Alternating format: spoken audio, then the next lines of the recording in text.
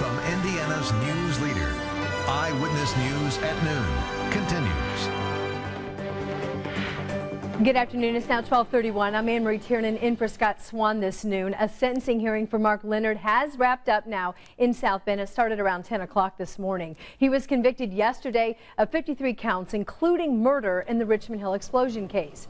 After the hearing testimony this morning, a judge now has about 30 days to decide whether or not Leonard will be sentenced to life in prison without parole.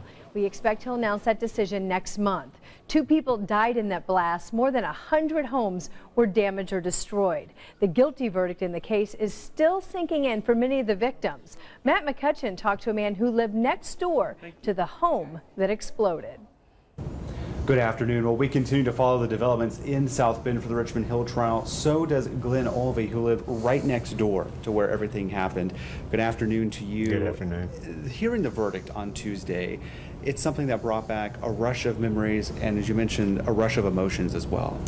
It very much did.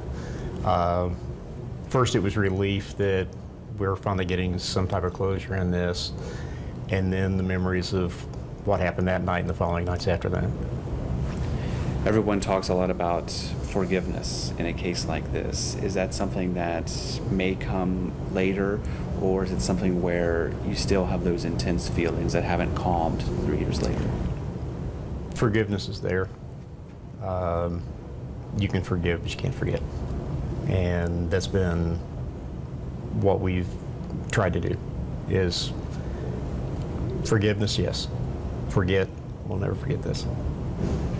You and your family, you were in the home that night, right next door to Monserrate Shirley's home, with your ex-wife and your daughter. What, in the split second when everything happened, where were you and what happened to all of you?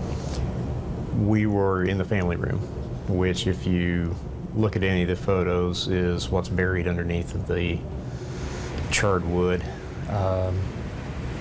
When it went off, there was absolutely no noise. It was a warm rush of air, and everything went black. And we were fortunate to get out of there.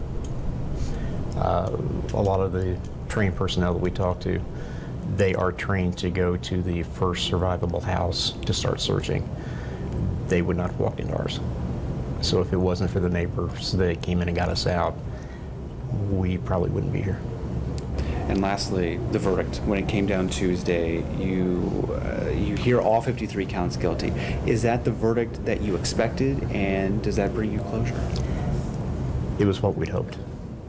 And not just for us, for everybody in the neighborhood. We had hoped that there would be guilty verdicts on all counts. Closure, this is one step closer. There's still other trials that we have got to go through. There's still other hearings we have to go to. But this is one step closer. It's 33 months. And now we're starting to get some closure to this. All right, thanks so much for joining us this afternoon. Again, still a long road to closure with more trials still to come here in this Richmond Hill case. Back to you.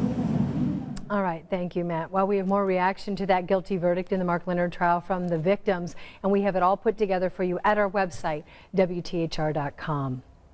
And Andrew